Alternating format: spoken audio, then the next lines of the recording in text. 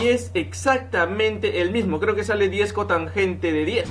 Hey, ¿qué tal, gente? Pues bueno, el examen ordinario se tomó el día 27, este domingo que acaba de pasar justamente hace 2 días, 27 de agosto del 2023. El examen ordinario del ciclo 2024-1. Así que ahora lo que vamos a hacer es el solucionario del curso más hermoso que te vas a poder topar en la vida. Vamos a irnos al curso de física posteriormente. Deja aquí abajo en los comentarios qué curso quieres que resolvamos. RM, física. Bueno, física ya no, porque lo vamos a hacer el día de hoy. Álgebra, aritmética, geometría, trigonometría. No, entonces solo pídelo.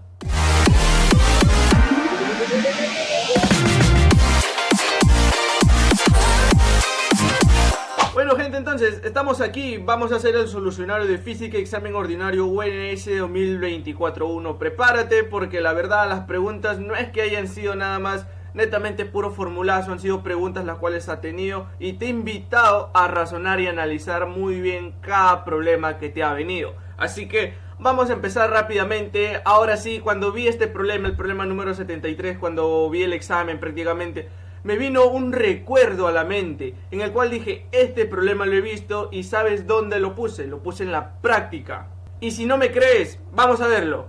Esta es la práctica de la semana 4 de estática 2, donde se ve todo lo relacionado con momentos de fuerza, torque y segunda condición de equilibrio. Y profe, ¿dónde está el problema que me había planteado que me dice que ha sido igualito?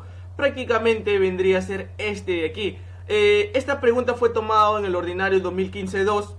Lo resolví en clase también. Prácticamente se ha repetido y es exactamente el mismo. Creo que sale 10 cotangente de 10, si no me equivoco. Mira, es el mismo problema el cual ha venido. Así que te trae recuerdos, ¿no? Siempre tener en cuenta que hay problemas, o en este caso ejercicios tipo, que se van repitiendo año tras año. Dicho esto, entonces volvemos aquí. Ya no es tiempo de lamentos, pues simplemente hay que darle con todo a lo que vamos a hacer el día de hoy. Veamos lo que me dice el problema 73. Mira, me dice, sobre un plano que forma con la horizontal un ángulo θ de 10 grados. Este angulito que tú puedes observar aquí son 10 grados sexagesimales. Me dice que se apoya un cilindro recto de radio R igual 5 centímetros y altura h. ¿Cuál es el máximo valor de h en centímetros permitido para que el cilindro no se voltee?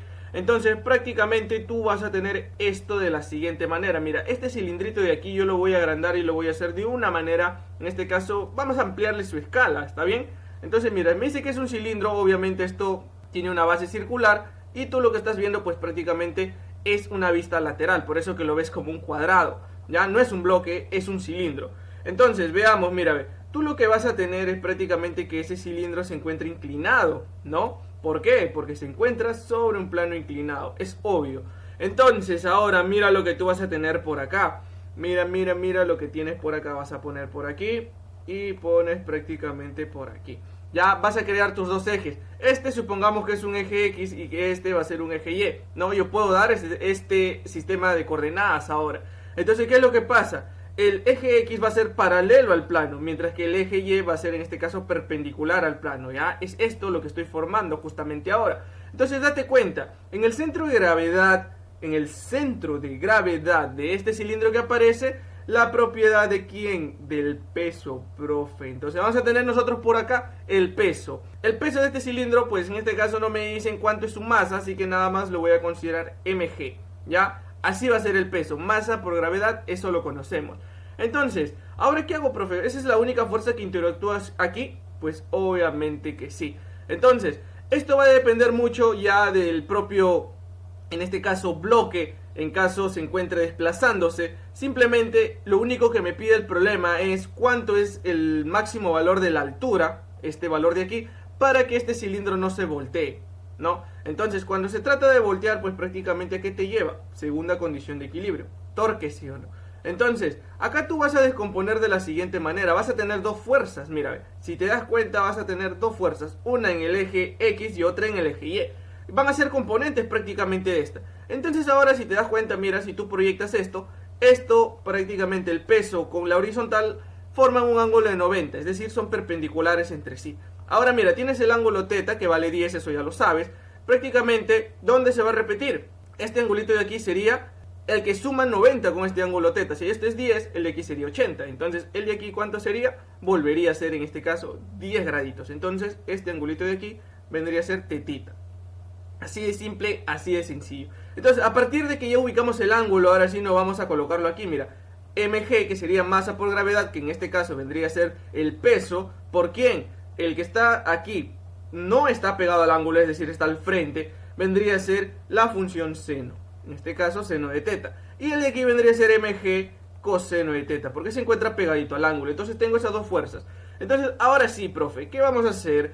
Pues mira, simplemente te tomas este puntito, porque ¿sobre dónde va a ser más propenso a que se voltee? Sobre este punto de interacción entre el cilindro y prácticamente el plano inclinado. Entonces, con respecto a este punto, nosotros ahora vamos a tomar la segunda condición de equilibrio que me dice sumatoria de momentos. Vamos a tomar que este punto es el punto O. Entonces, sumatoria de momentos en el punto O igual a 0. Como aquí tengo dos fuerzas, una me lo va a hacer girar con respecto en el punto O en el sentido horario y la otra en el sentido antihorario. Es decir, como tengo nada más dos fuerzas, puedo igualar el momento de una fuerza igual al momento de la otra, ¿no? Que en este caso son las componentes del peso. Entonces, simplemente lo que yo voy a hacer aquí es ahora dimensionar. No me faltan las distancias, porque yo conozco que el momento a que es igual fuerza por distancia, pero con la condición de que la fuerza y la distancia sean perpendiculares entre sí, ¿sí? Entonces, así calculo yo el momento de una fuerza. Entonces, por lo tanto, mira, vamos a tener por acá, la altura, ¿cuánto es? La altura es h, pero ¿dónde aparece en este caso el peso? Si es en este caso un cilindro homogéneo, va a aparecer en el punto medio. Entonces, por lo tanto, esta distancia de aquí, ¿cuánto sería? Si la altura, todo vale h, la mitad, ¿cuánto sería? H medios, profe, ahí está. Ahora el otro, mira, si te das cuenta, ¿cuánto va a valer esto? ¿Te das cuenta o no? Te dice que es un cilindro, por lo tanto la base es circular. Entonces, si es circular, todo mide 2r, que vendría a ser el diámetro. Pero la mitad, ¿cuánto sería? Pues simplemente sería el radio, que valdría r, ¿sí o no? Entonces, una vez hecho esto, ahora sí venimos por acá y vamos a hacer lo siguiente. Mira, aquí es igual el momento, fuerza por distancia. Empecemos con esta, mira. Masa por gravedad, colocamos así, mg coseno de teta. ¿Por quién? Por la distancia. ¿Cuánta es la distancia desde aquí? Desde donde pasa la fuerza, hasta el punto O. ¿Es verdad que vendría a ser esta misma distancia de R? Obviamente que sí, profe, ya chévere. Colocamos por acá. Y ahora, como son dos fuerzas, te había dicho, lo vamos a igualar las dos. Entonces, ahora, ¿qué te queda por aquí? Te queda masa gravedad por el seno de teta. Esto multiplicado, ¿cuánta es la distancia hasta el punto O? El punto donde prácticamente es más propenso que se voltee. Simplemente sería h medios, profe. Ahí está. Ahora, ¿te das cuenta en esta ecuación que puedes eliminar? Sí, profe, el peso, ni siquiera era necesario conocer la masa. Entonces, como a ti te piden h, pues simplemente despejas h, ¿sí o no? ¿Sí? Entonces acá te va a quedar, mira, coseno de teta por r, y acá lo mandas a dividir el seno de teta, y el 2 lo pasas a multiplicar. Entonces este r lo pongo acá adelante, lo coloco 2r, ¿está bien? Y esto va a ser igual a ¿qué cosa? A h, profe. Ahora, simplemente hay que reemplazar, mira, 2 por r, ¿cuánto vale? 5, profe, 5 centímetros. Ahora, ¿qué es esto? Coseno sobre seno, trigonometría básica. ¿Qué es eso? Eso es cotangente de teta. Pero ya sabes cuánto es la cotangente de teta, ¿sí o no? O bueno, en este caso, como todas las respuestas están en función de la cotangente, en este caso del ángulo, yo sé cuánto vale el ángulo teta, ¿sí o no? Vale 10 graditos. Entonces, simplemente la altura h, ¿cuánto vale? 2 por 5 vale 10. Y esto te queda cotangente de ¿qué ángulo? De 10 grados sexagesimales, ¿no? Entonces, por aquí tenemos nuestra gran respuesta. Era un problema interesante, la verdad, por eso que también lo había encontrado en un ordinario en 2015 y pues simplemente también lo puse en la práctica. Entonces me queda 10 cotangente de 10. Entonces mi clave aquí vendría a ser la A. Listo, entonces, problema número 73 solucionado, problema interesante, ¿no? Ahora vamos con el siguiente, lo que tiene que ver en este caso ya con cinemática, ¿no? ¿Qué tenemos que ver aquí? Pues si te das cuenta, tal y como puedes observar aquí, te está poniendo movimiento parabólico y el de aquí, caída libre, ¿no? Así de simple, nada más. Tienes que analizar primeramente el problema. Entonces ahora sí vamos a leer y vamos a ver qué es lo que me dice. Desde la parte superior de un edificio de altura h, aquí tienes el edificio, se lanza horizontalmente. Ya ten en cuenta que aquí nada más esta velocidad es horizontal para, en este caso, el cuerpo P. Bueno, vamos a considerar que es una pelotita, ¿ya? Con una velocidad, me dice, 5 metros por segundo. Bueno, una rapidez, en pocas palabras, ¿no? Y me dice, a 5 metros de la base, en el plano horizontal, es decir, aquí, ¿qué cosa? Se encuentra el cuerpo Q, el cual se lanza verticalmente. Aquí tenemos nosotros la velocidad de Q. ¿Con cuánto? ¿Que cuánto se lanza? 20 metros por segundo, ¿ya? Entonces lo tenemos aquí. Y el cual me dice que también es lanzado en el mismo instante en el que el cuerpo P inicia su movimiento. Es decir, los dos son lanzados en simultáneo. Ahora, si ambos cuerpos chocan en el espacio, determina la altura h en donde fue lanzado el cuerpo P y la velocidad de P y Q en el punto de encuentro. Entonces, ¿qué es lo que pasa por aquí? Primeramente vamos a tratar de imaginarnos cómo sería prácticamente esta colisión. Pues si aquí sale con una velocidad horizontal, aquí pues simplemente el cuerpo P me va a describir una trayectoria parabólica mientras va cayendo. Y mientras que aquí en Q, como se lanza verticalmente hacia arriba nada más, pues simplemente me describe una trayectoria vertical nada más. Entonces, este puntito de aquí es el punto de impacto. Ya así lo coloco, el punto de impacto. Entonces, en este punto, ambos, en este caso objetos, van a chocar. Ahora, mira, ve, ¿qué es lo que pasa? Para el movimiento parabólico, ¿recuerdas que la velocidad horizontal se mantiene constante? Sí, profe, eso lo recuerdo. Ahora, si aquí nada más me dice que se lance horizontalmente, ¿qué es lo que pasa con la velocidad vertical en este punto? Pues es igual a 0. Entonces eso también lo vamos a colocar de dato por aquí, mira. Velocidad vertical es igual a 0. Ahora, mira, algo más adicional que tenemos que colocar nosotros por aquí, por ejemplo, si yo ya tengo dimensionado la altura h, por ejemplo, que es de todo el edificio, aquí voy a tomar yo desde que el punto de donde se lanza la pelotita en P hasta el punto de impacto tiene una altura x, por ejemplo. ¿Ya? Ha descendido una altura x este proyectil, esta pelotita. Entonces, desde aquí, mira, desde el punto de impacto hasta la superficie horizontal, ¿cuánto será? El total menos x, ¿sí o no? Entonces en este caso sería h menos x. Ahí está. Ahora te voy a colocar por acá algo que es lo que vamos a utilizar. Pues prácticamente yo lo trabajo aquí netamente ¿con quién? Con nada más ecuaciones de caída libre vertical. ¿Ya? Entonces MCLV, movimiento de caída libre vertical. Entonces hay varias ecuaciones, como por ejemplo la cual me dice velocidad final es igual a velocidad inicial más menos gravedad por tiempo, si o no, esa es la primera ecuación. Luego también tienes las velocidades al cuadrado, velocidad final al cuadrado, velocidad inicial al cuadrado, más menos 2 veces la gravedad, en este caso por la altura, ¿no? También. Y también tienes la otra, el cual te relaciona pues prácticamente la altura, prácticamente la que desciende o la que asciende. Entonces tienes esa altura que es igual velocidad inicial por tiempo más menos un medio de la gravedad por tiempo al cuadrado. Nada más, con esto vamos a trabajar y no te vas a hacer ningún problema.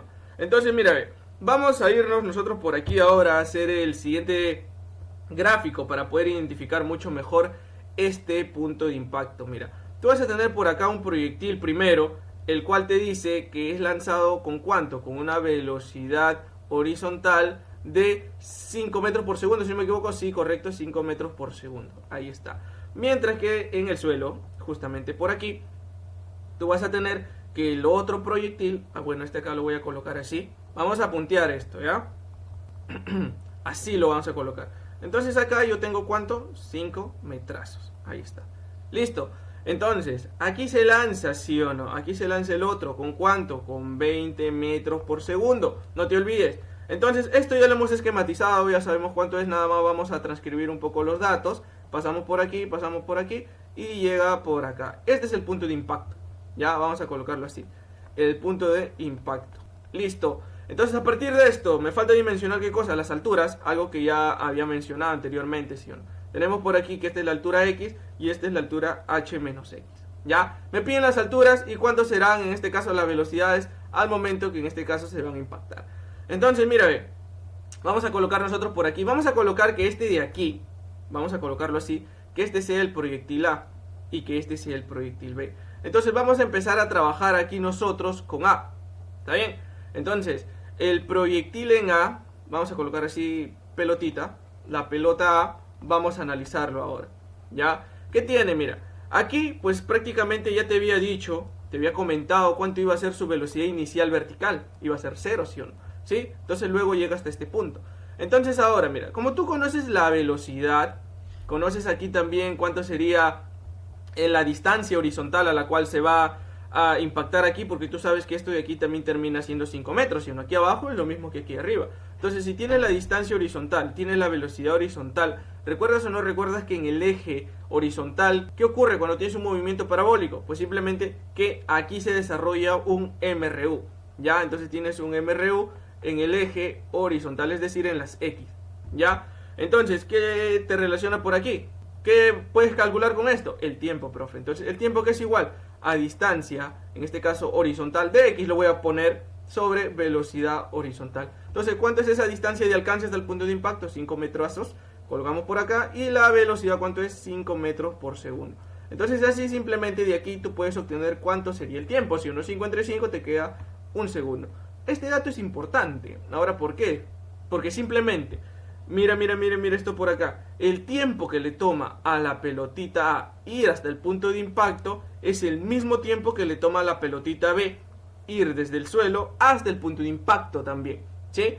Entonces ahora con esto yo ya puedo calcular cuánto sería X, ¿ya? Entonces simplemente para calcular cuánto sería X, simplemente ahora como yo conozco cuánto es el tiempo, también el tiempo que le toma ir de manera horizontal cuando es un movimiento parabólico es el mismo tiempo que le toma ir de manera vertical, así que no hay ningún problema ahí. Entonces mira, ahora trabajamos, ¿qué cosa? Movimiento de caída libre vertical, ¿en dónde? En el eje Y. Ya, así de simple, así de sencillo nada más. Entonces mira, ve, ahora ¿qué te va a quedar acá? Pues simplemente lo que tú vas a obtener aquí sería calcular cuánto sería esa altura X. ¿Con qué ecuación, profe? Con la ecuación que en este caso vendría a ser esta de aquí. Como no conoces velocidad final, pues simplemente no lo coloques. Entonces X, que vendría a ser la altura, va a ser igual a ¿qué cosa? A la velocidad inicial. ¿Cuánto es la velocidad inicial en el eje vertical? 0, profe. Por el tiempo, ¿cuánto vale el tiempo, profe? Un segundo. Ahora, ¿es más o es menos? Cuando baja es positivo porque va a favor de la gravedad, entonces colocamos más. Un medio de la gravedad me dice el mismo problema que lo tome como 10, entonces un medio de 10 por el tiempo al cuadrado, que sería 1 al cuadrado. Entonces de aquí es simplemente sencillo de obtener cuánto sería el valor de X, ¿sí o no? Este es 0, aquí te queda 1, aquí te queda 5. 5 por 1 al cuadrado te queda 5 metros, ¿ya? Entonces ya sabes cuánto es lo que ha descendido. Entonces aquí te queda que X vale 5 metros, esto ya lo conoces. Entonces 5, 5, ¿no? Así de sencillo. ¿Qué más puedes calcular acá? Pues simplemente ya podemos ir calculando cuánto sería la velocidad total en este punto para el proyectil A, ¿sí? Entonces, miren, el punto de impacto, como te había mencionado, la velocidad horizontal sigue siendo la misma, es decir, 5 metros por segundo. La que sí vamos a tener componente aquí en el punto de impacto, ¿quién sería? Sería la vertical, ¿ya? Entonces, esta VY es la que vamos a calcular, VY final, ¿ya? ¿Y cómo la calculamos? Pues simplemente esa VY final lo podemos calcular así como esta de aquí, así de sencillo nada más. Entonces, esa VY final te queda VY inicial, que sería 0. Como ya hemos dicho, como va bajando simplemente sería positivo. Gravedad, que vale 10 por el tiempo, que vale 1. Entonces aquí ¿cuánto vale VY final? Pues simplemente va a valer 10 por 1, vale 10 metros por segundo, ¿no? Pero a ti te piden las velocidades, ¿sí o no? Entonces aquí tú tienes dos componentes, ¿no? Tienes la de 5 metros por segundo y la que acabas de encontrar, que sería 10 metros por segundo. Entonces la velocidad para el proyectil A, pues simplemente como tiene dos componentes, lo único que hago es aplicarle un pitagorazo, 10 al cuadrado más 5 al cuadrado. Entonces de aquí ¿cuánto te queda? 10 al cuadrado, 100 más 5, 125. Te va a quedar raíz cuadrada de 125. Este acá es un 25 por 5, entonces así de sencillo, velocidad de A, simplemente te queda 5 raíz de 5 metros por segundo, ¿sí o no? ¿Ya? Entonces tienes por acá una de tus primeras respuestas, que debería ser 5 raíz de 5, ¿ya? Entonces ahora veamos por acá, ¿tienes algún 5 raíz de 5? Sí, mira, la única que tienes acá vendría a ser la clave C. Entonces a partir de aquí ya no puedes seguir solucionando, simplemente te hubieras ido y hubieras marcado directamente tu clave C, porque no tienes ninguna otra 5 raíz de 5, mira, ve, ¿sí? Entonces con esto ya descartas todas las demás y simplemente ni siquiera es necesario que acabes todo. Pero aquí nosotros, por temas prácticamente de enseñanza, pues se va a hacer todo en este caso la resolución completa. Entonces encontramos cuánto sería la velocidad de A, 5 raíz de 5. Entonces como ya calculamos todo lo que tiene que ver con la pelotita en A, ahora vamos con el siguiente, el cual sería la pelota B. ¿Ya? Entonces esto vamos a colocarlo así. Entonces para la pelota B también es algo sencillo, caída libre nada más. Entonces ahora, como el tiempo de aquí también pues simplemente sería un segundo, ¿no? Habíamos mencionado que lo que sube igual aquí a la que va a tener la pelotita en A, ¿sí o no? Entonces, ¿cómo puedo calcular yo la altura? Inicialmente pues sería h menos x, pero x ya sé cuánto vale, se me quedaría h menos 5, ¿no? ¿Qué ecuación utilizamos? La tercera. Entonces esto es igual, velocidad inicial, ¿cuánto es? 20, por el tiempo, ¿cuánto vale? El tiempo vale 1, profe. Ahora, como va de abajo hacia arriba, tú sabes que la gravedad tiene este sentido, ¿sí o no? Verticalmente hacia abajo, ¿no? Entonces va en contra, entonces la gravedad desacelera la pelotita en B, entonces por lo tanto aquí es negativo.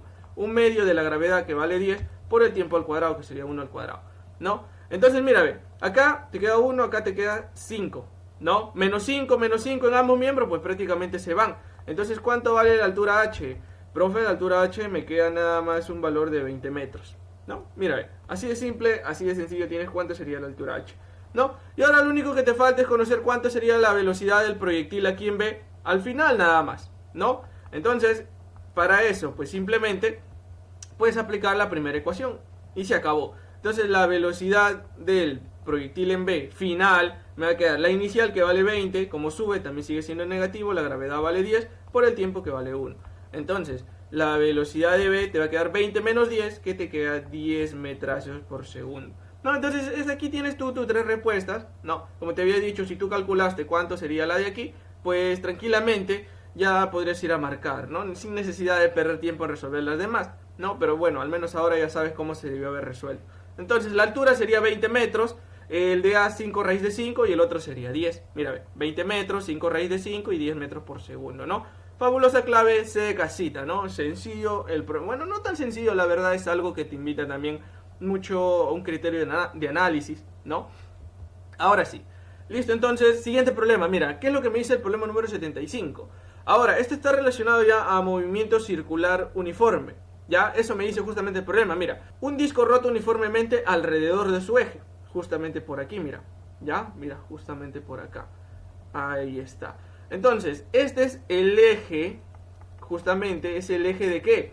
¿Te acuerdas o no te acuerdas? Eje de rotación, ¿sí o no? Ya, en este caso, como es uniforme, ¿no? Un movimiento circular uniforme, acá tú tienes una velocidad angular. Y obviamente, cuando tienes una velocidad angular uniforme, ¿qué pasa con la aceleración angular? Es igual a 0, profe.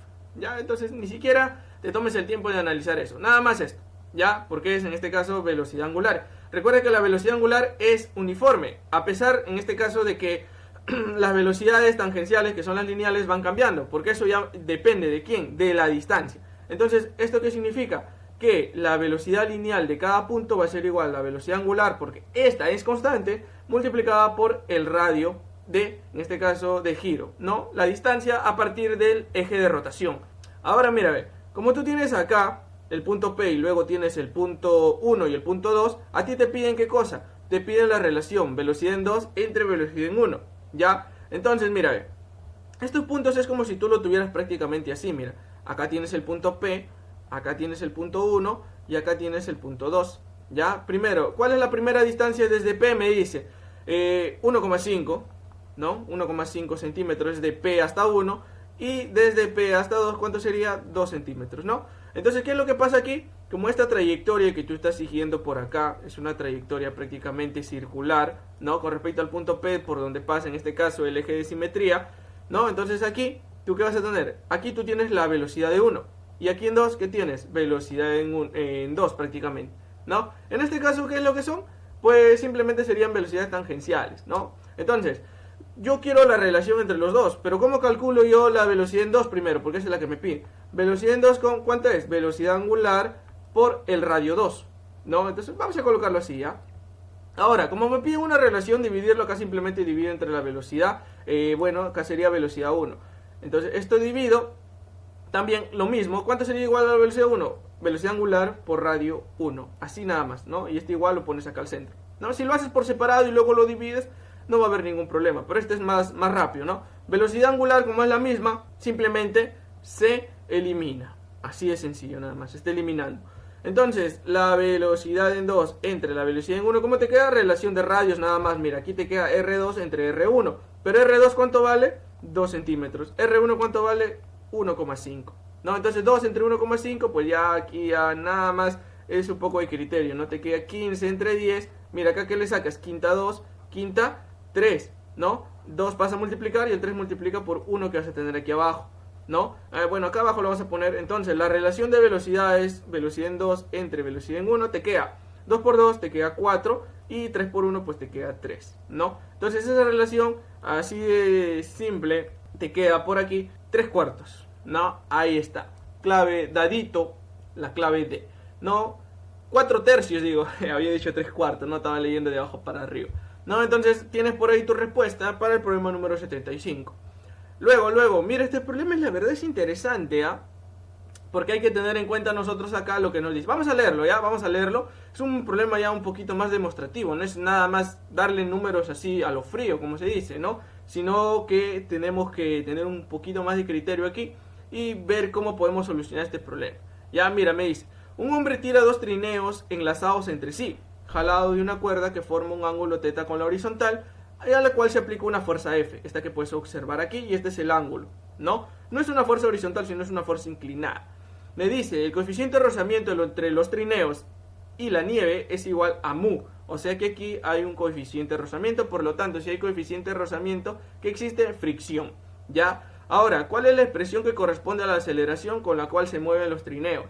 Eso es lo que me pide ahora, ¿no? Entonces, si te das cuenta, estos dos trineos están unidos mediante ¿qué? Mediante una cuerda, ¿ya? Entonces, tú no puedes agarrar aquí todo el sistema, no puedes decir, no, cuando son bloques, pues prácticamente esto se agarra en un solo sistema, ¿no? ¿Por qué? Porque aquí la fuerza es inclinada. Tú puedes hacer eso de coger todo el sistema, pues simplemente sumar M1 más M2, considerar una sola masa, es decir, 2M, porque aquí me dice que cada uno vale M, considerar 2M y considerar esta de aquí, porque la normal va a ser en este caso un cambio entre ellos. Entonces, vamos a ver acá nosotros qué criterio planteamos, y lo que yo propongo aquí pues simplemente es analizar por separado M2 y M1, ¿ya? Es decir, como aquí hay una cuerda, obviamente la normal de M1 no va a ser igual a la normal de M2. ¿Por qué?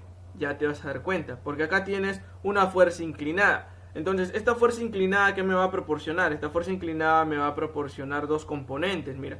Una componente horizontal, ¿no? Y la otra componente, ¿cuál sería? La otra componente sería, ¿qué cosa? Una vertical, ¿sí? Acá sí tengo que tomar en cuenta las dos. La horizontal, ¿cuánto sería? F coseno θ. Y la vertical, F seno de θ. Ahí está. Mira, entonces tengo esas dos componentes. Una vez que yo analice eso, pues prácticamente me olvido de la F, ¿sí o no? Entonces, si analizamos por separado cada uno de ellos, mira, vamos a hacerlo acá nada más y en el siguiente ya ponemos netamente puro cálculo. Mira, ahí.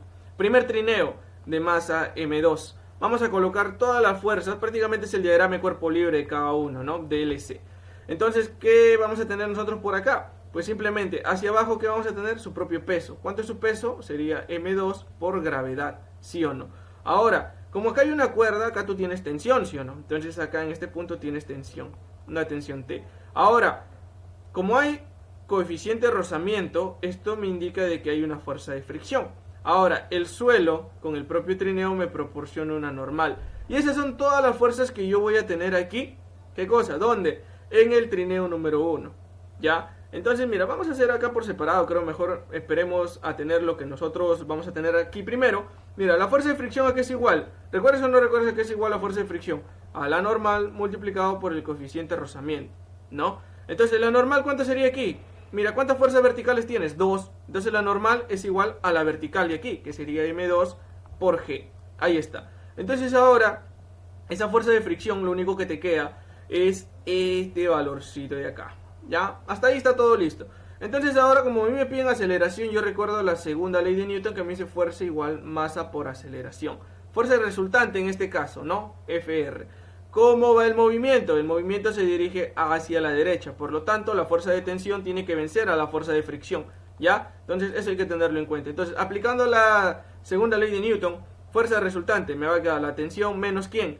La tensión menos la fuerza de fricción, pero bueno, vamos a colocarlo así, ¿ya? Esto es igual a ¿cuánto? Masa por aceleración. La masa es simplemente M2 por la aceleración que vale A. Ojo que la aceleración es lo mismo para los dos bloques. ¿Por qué? Porque los dos prácticamente vendrían a ser, en este caso, un solo sistema, ¿no? M2 no puede acelerar más que M1, ni M1 puede acelerar más que M2 porque están unidos, ¿ya? Entonces, ¿cómo te queda la ecuación? Mira, te queda la tensión, va a ser igual a la masa 2 por la aceleración, y esta fuerza de fricción pasa a sumar. ¿Pero cuánto vale la fuerza de fricción? La fuerza de fricción vale la masa 2 por la gravedad por el coeficiente de rozamiento. Bueno, acá me había olvidado, ¿no? Este de aquí nada más es la normal y te faltaba el coeficiente de rozamiento, ¿no? Entonces por aquí, mira, ve, vamos a resaltar esta ecuación porque esta es una de las primeras que nada más lo he sacado de ¿dónde? Obteniendo aquí para el trineo 2 nada más. Ahora, vamos con el siguiente trineo. Ya vamos a ponerlo eso por acá, mira, vas a tener igualito de la misma manera. Vamos a tener el trineo de masa 1. La única diferencia es que ahora vamos a tener más fuerzas en este. Como por ejemplo, ¿qué fuerzas, profe? Mira, voy a tener F por aquí. Este de aquí sería F coseno θ, ¿no? Y tenemos la otra componente que sería F seno de θ. Ahí está. ¿Qué más? Vamos a tener la fuerza de fricción también. Esta es una fuerza de fricción 2. Bueno, aquí le había puesto F nada más, voy a poner un F1. Ya, F1 le coloco a todo. Ya, fuerza de fricción para el trineo 1. Ahora, aquí yo tengo el propio peso, ¿sí o no? Que sería M1 por gravedad. ¿Qué cosa más voy a tener? Voy a tener una normal 2 también, ¿no? Que es la normal para este trineo. Aparte, ¿qué cosa tengo hacia atrás? Tengo la tensión, ¿sí o no? Mira, ¿te das cuenta que te empieza a componer de más fuerzas? Sí, profe. Entonces, la normal, ahora ¿cómo lo calculo? Recuerdo de que todas estas fuerzas verticales tienen que ser igual a 0, porque no hay movimiento en el eje vertical. Entonces, por lo tanto, ¿eso qué me dice? Me dice que la normal más la fuerza F por el seno de teta es igual a ¿cuánto? Bueno, en este caso es normal 2, ¿ya? Sería igual a la masa 1 por la gravedad. Por lo tanto, la normal 2, ¿cuánto te queda? M1 por G menos F por el seno de teta. ¿Ya? Ahí tienes el valor de la normal, mira. Pero una vez conocida la normal, puedes calcular la fuerza de fricción, que simplemente sería M1 por G menos F por seno de teta, multiplicado por ¿quién? Por el coeficiente de rozamiento, ¿sí o no? Mu. Eso lo tenemos. Ya, entonces ya tengo cuánto es la fuerza de fricción 2. Entonces a partir de esto yo ya puedo tener por acá, plantear mi segunda condición de equilibrio, fuerza resultante igual masa por aceleración, ¿no? En este caso la fuerza resultante ¿cuánto sería? Ahora lo único que tengo que fijarme pues simplemente vendrían a ser las fuerzas horizontales. Esta y esta de acá, ¿sí o no? Ahí están. Entonces ¿cómo te queda el movimiento? ¿Hacia dónde va? El movimiento va hacia la derecha. Entonces todas las que van hacia la derecha tienen que ser positivas. F coseno de teta menos la tensión menos la fuerza de fricción 2. Esto es igual a la masa. ¿Cuánto es la masa de este de aquí? M1, ¿sí o no? Por la aceleración del sistema, que es la misma. Ahora, ¿te das cuenta que la fuerza de fricción no es la misma para el primero, en este caso lo hemos calculado por aquí, que para el segundo que hemos visto por acá? Ni para el 1 ni para el 2 no es la misma fuerza en este caso de fricción, ¿no? ¿Te das cuenta, sí o no? ¿Por qué? Porque tenemos una fuerza inclinada ahí. Entonces, de aquí, mira, vamos a despejar lo que sería la tensión, ¿ya? La tensión me va a quedar F coseno teta menos aquí la fuerza de fricción 2, que vale M1 por G menos F seno de teta por mu, que es el coeficiente de fricción, menos el de aquí lo paso también, me sería M1 por aceleración, ¿no? Entonces aquí yo tendría cuánto sería la tensión, ¿sí o no? Y si te das cuenta, tensión de 1, mira, tensión prácticamente lo mismo. Entonces vamos a igualar esas dos ecuaciones. Entonces, ¿qué es lo que voy a tener yo por acá? A ver, me he equivocado. Vamos a colocar por acá lo siguiente. Si las tensiones son iguales, entonces por lo tanto, vamos a colocar de azulito, te va a quedar, mira, del primero te queda M2 por aceleración más M2 por G por mu. Esto es igual. ¿Cuánto es la tensión en el segundo? Me queda F coseno teta menos M1 por G y por mu, ¿no? Este acá multiplicamos miembro a miembro, ¿no? Por mu. Y ahora menos por menos te hace más F seno de teta por mu menos M1 por aceleración. Entonces date cuenta ahora en estos parámetros, mira. Aceleración, aceleración. Esto lo colocamos en un solo miembro, ¿ya? Esto lo vamos a dejar aquí al primero. Como tienen la aceleración en común, esto te queda M1, esto pasa a sumarse, ¿no? M1 más M2 multiplicado por ¿quién? Por la aceleración. Entonces esto te va a quedar igual a ¿cuánto? Ahora mira, date cuenta que aquí te va a quedar prácticamente de esta manera, mira. Te queda F y ¿por quién vas a factorizar estas dos variables de acá? Factorizas F y te queda coseno de teta más el mu lo pasamos adelante por el seno de teta, ya está. Y ahora te queda prácticamente menos M1 por G por mu, y el de aquí también pasa con negativo, ¿sí o no? Menos M2 por G por mu. Pero ¿cuál es lo que tienen en común? El M, ¿sí o no? Entonces en este caso digo el G por U. Entonces te queda M1 más M2, está multiplicado por G por mu. Ya está, mira. Ahora, lo único que tienes que hacer aquí es dividir todo entre M1 más M2. Ya, todo lo divides así. M1 más M2. Y acá también. M1 más M2. ¿Ya? ¿Y qué vas a ver lo que se va a eliminar acá? Pues mira. M1 más M2, M1 más M2. ¿No?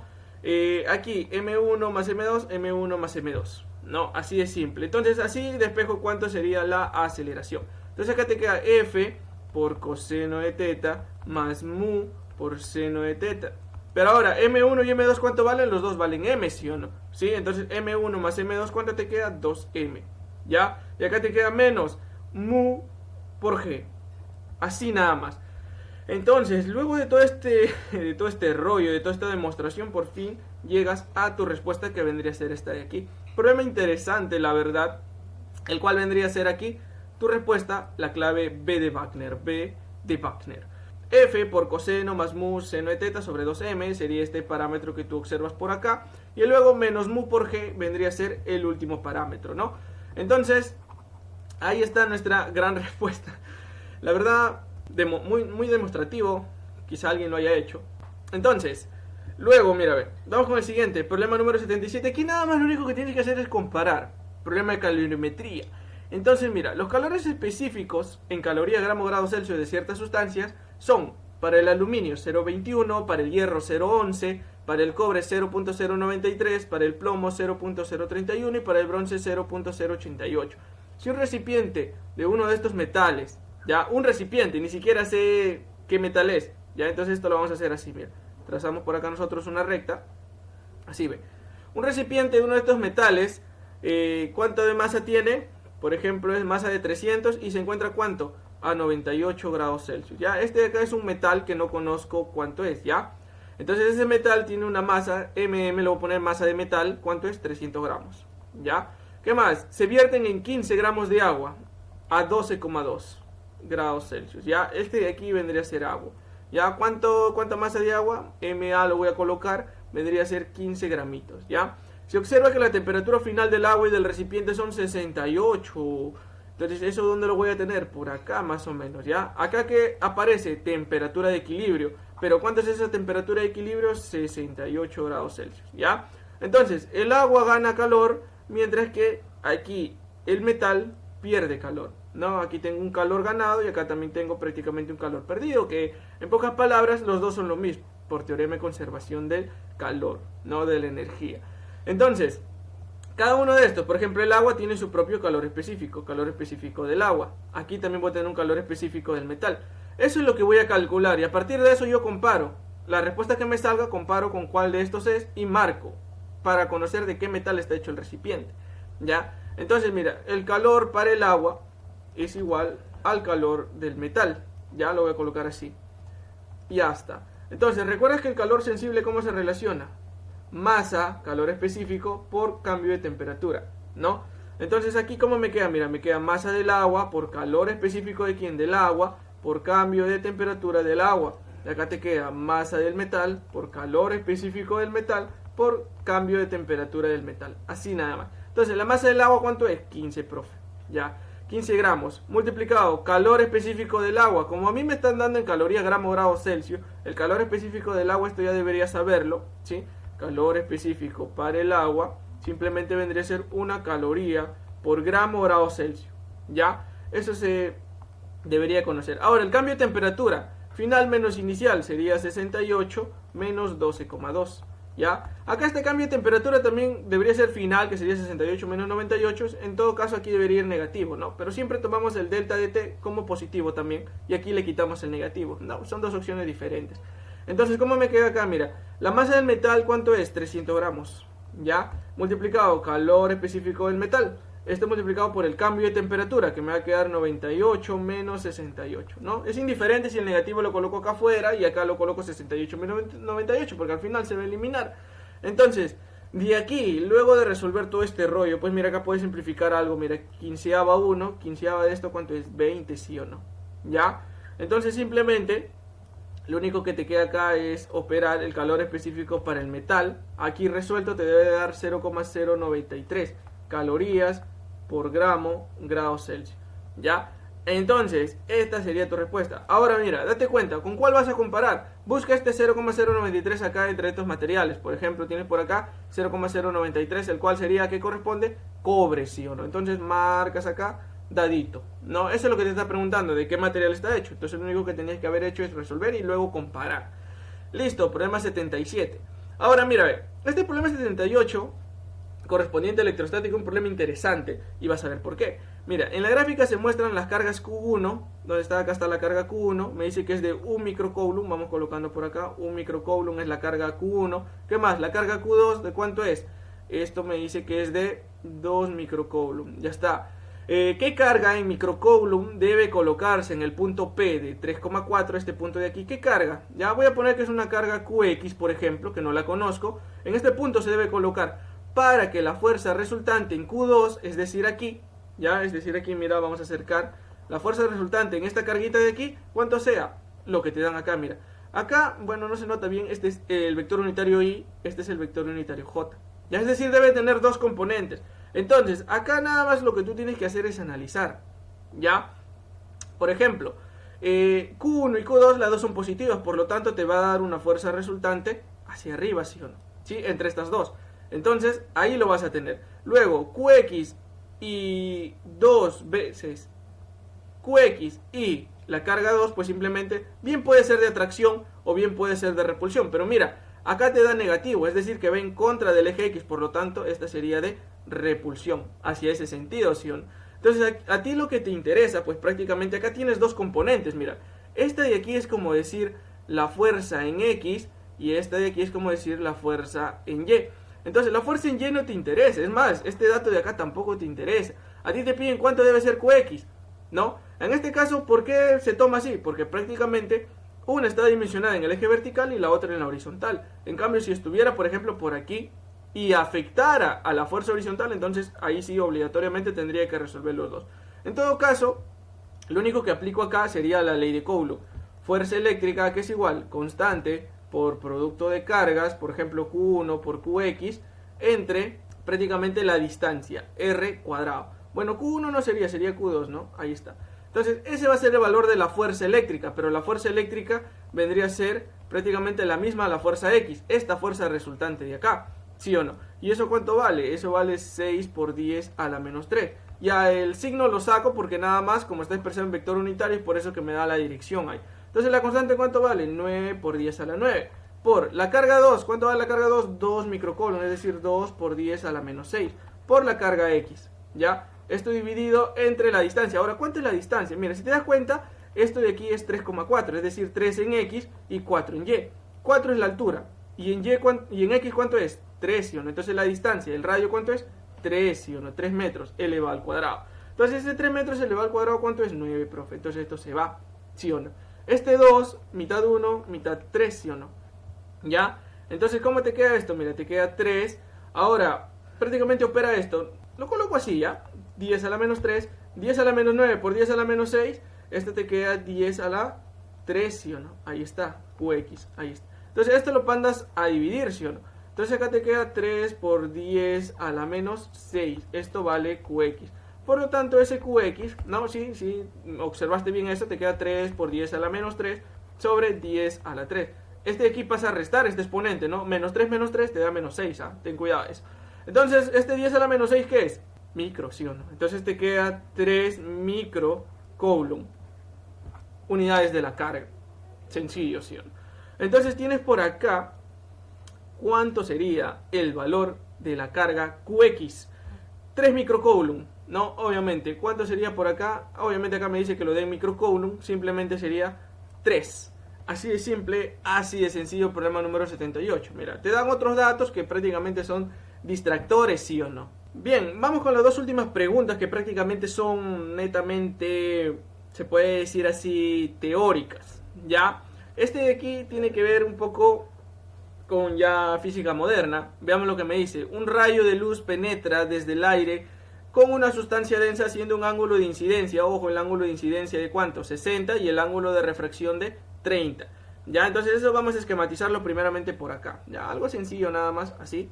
Vamos a tener nosotros dos sustancias. Por ejemplo, acá nosotros tenemos aire y aquí abajo le voy a colocar de otro color que vamos a tener una sustancia, ¿sí o no? Ya, no sé cuál es la verdad, pero lo vamos a colocar así. Entonces tenemos un rayo, nos dice, ¿no? Un rayo incidente. Oh, está chueco. Entonces vamos a colocarlo así, un rayo incidente y luego tenemos el prácticamente el rayo refractado, ¿no? Entonces acá siempre es con la vertical. ¿Cuánto es ese ángulo de incidencia? 60 grados, profe. Ahí está, ¿no? Y luego, ¿qué tenemos por acá? Pues simplemente tenemos 30 grados, ¿no? El ángulo, en este caso de refracción, 30 grados, ¿no? Obviamente acá yo tengo una velocidad de la luz en el medio, en este caso para el aire, ¿no? Y acá también sería una velocidad en este medio que vendría a ser para la sustancia, ¿no? Obviamente acá también que tengo mi índice de refracción, en este caso es para el aire, y acá también tengo mi índice de refracción que en este caso sea para el aire, ¿no? Entonces así se esquematizaría este problemita. Ahora mira, el índice de refracción de la sustancia es mayor que la del aire. El índice de refracción, o sea, lo que me dice aquí en la pregunta número 1, bueno, en este caso en la proposición, me dice que el índice de refracción, en este caso de la sustancia, es mayor a el índice de refracción en el aire. Eso es lo que me pregunta, ¿ya? Bueno, acá me he equivocado, acá es sustancia, ¿ya? Listo. Eso es lo que me pregunta, esto. ¿Será o no será? ¿Esto cómo lo averiguamos? Esto lo averiguamos con la ecuación de Shell, que me dice que el índice de refracción para el aire multiplicado por el seno del ángulo de incidencia, que en este caso es 60, es igual al índice de refracción de la sustancia multiplicado por el seno del ángulo, en este caso de refracción, 30 grados. Entonces, en este caso hacemos una relación del índice para el aire sobre el índice para la sustancia, prácticamente. Y si conocemos un poco más de bases teóricas, que este ángulo de refracción es menor al ángulo de refracción, entonces pues prácticamente eso me indicaría de que obviamente el índice de refracción va a ser mayor, ¿no? Son inversas ahí, pero vamos a demostrarlo, ¿ya? Te queda seno de 30. ¿Cuánto es el seno de 30? ¿Te acuerdas o no te acuerdas? Seno de 30. Y luego, ¿cuánto vendría a ser el seno de 60? Raíz de 3 sobre 2. Entonces 2 y 2 se van, entonces ¿cuánto te queda? Te queda 1 sobre raíz de 3, ¿no? Si le agregas una constante, obviamente, ¿cuál va a ser mayor? ¿El del aire o el de la sustancia? ¿Te das cuenta o no? Raíz de 3 es mayor que 1. Entonces, por lo tanto, la primera proposición es verduraza, ¿no? Entonces, el índice de refracción de la sustancia es mayor a la del aire, ¿no? Así queda prácticamente demostrado la primera. Ahora, ¿el rayo refractado tiende a alejarse de lo normal? Pues no, prácticamente no. Si te das cuenta, está teniendo un ángulo aquí de refracción, no se está alejando nada de lo normal, ¿no? ¿Por qué? Porque cambia prácticamente de medio, pasa del aire a otra sustancia que ni siquiera nos lo menciona, no es algo desconocido. Entonces ahora mire, la velocidad de la luz en la sustancia más densa es 1 sobre raíz de 3 veces la velocidad en el aire. Vamos a ver cómo relacionamos nosotros la velocidad en el medio, y eso simplemente se hace así, mira. La velocidad del medio, que en este caso vendría a ser en el aire, entre la velocidad del medio, en este caso de la sustancia, pues simplemente, para el aire sería seno del ángulo. ¿Cuánto es en este caso ese ángulo? 60, del ángulo de incidencia. Ahora, seno del ángulo refractado, que en este caso sería 30, ¿no? Ahora, ¿cómo me queda acá? Seno de 60, ¿cuánto es? Lo hemos calculado por acá, si no me equivoco, seno de 60 es raíz de 3 sobre 2, entre, ahora, ¿cuánto es el seno de 30? Un medio, ¿no? Esto se elimina, se elimina. Entonces te queda que la velocidad del aire es igual a raíz de 3 veces la velocidad, en este caso en la sustancia. Pero ahora, mira, te dicen la velocidad de la luz en la sustancia más densa es... Ahora, lo único que tienes que hacer aquí es despejar, ¿sí o no? Entonces, esa velocidad en la sustancia, ¿cómo te queda? Te queda 1 sobre raíz de 3 por la velocidad en el aire. Ahora sí, ¿cumple o no cumple? Que es 1 sobre raíz de 3 veces más densa que en este caso la velocidad del aire. Obviamente que sí. Entonces simplemente tenemos nosotros por acá la pregunta 3 verdadero. Ahora, el índice de refracción de la luz en la sustancia, obviamente así se calcula, ¿no? Velocidad de la luz en el vacío y velocidad de la luz en el medio, ¿no? Así se calcula el índice de refracción, por lo tanto la última también es verdad. Entonces verdadero, falso, verdadero, verdadero vendría a ser la clave dadito, ¿no? La clave D. Entonces tenemos nosotros por acá nuestra respuesta, problema 79, pregunta teórica, ¿no? Pregunta teórica. Luego, mira, física moderna, pregunta 80. En la gráfica mostrada fue tomado un experimento del efecto fotoeléctrico. En ella se expresa la variación de la frecuencia en función del potencial de frenado, ¿no? En este caso vamos a tener nosotros por acá la frecuencia y acá tenemos el potencial de frenado. Si vemos la gráfica, ¿dónde empieza? Empieza aquí en 1. Entonces aquí tenemos la frecuencia de corte. Es decir, que la frecuencia de corte es la frecuencia prácticamente mínima que nosotros necesitamos para detener a los electrones. A partir de aquí, si la frecuencia va variando, también ese potencial de frenado va aumentando, si te das cuenta. Ahora vamos a ver lo que me pregunta. De la gráfica mostrada indicar la veracidad o falsedad de las premisas que se presentan a continuación. La pendiente de la recta representa la constante de Planck. ¿Recuerdas o no recuerdas que aquí la pendiente de esta recta que prácticamente ¿qué demuestra? Demuestra la constante de Planck entre la carga del electrón, ¿sí? eso me está demostrando prácticamente la pendiente en este caso de la recta. Pero si te das cuenta, tú puedes hallar cuánto sería esa pendiente, ¿sí o no? Ahora, ¿cuánto es la constante de Planck? 6,626 por 10 a la menos 34 Joule por segundo, ¿sí o no? Y luego la carga eléctrica del electrón 1,6 por 10 a la menos 19 Coulomb. Eso es sencillo. Entonces ahí prácticamente se podría demostrar. Si la constante de Planck aquí tú calculas que prácticamente te va a dar la misma, ¿no? Entonces debería ser. Pero no te va a cumplir porque mira, ¿cómo calculas esta pendiente? Prácticamente sería este valor de aquí que vale 2 y este valor de aquí que sería 1,5 entre 1 menos 1, el de acá te vale 0,5. Entonces la pendiente vendría a ser la tangente de ese ángulo, ¿sí o no? ¿Sí? ¿Cuánto sería? 2 entre 0,5. Obviamente esto está afectado por la frecuencia, que en este caso iría abajo, pero le vamos a colocar menos 15 para la parte de arriba.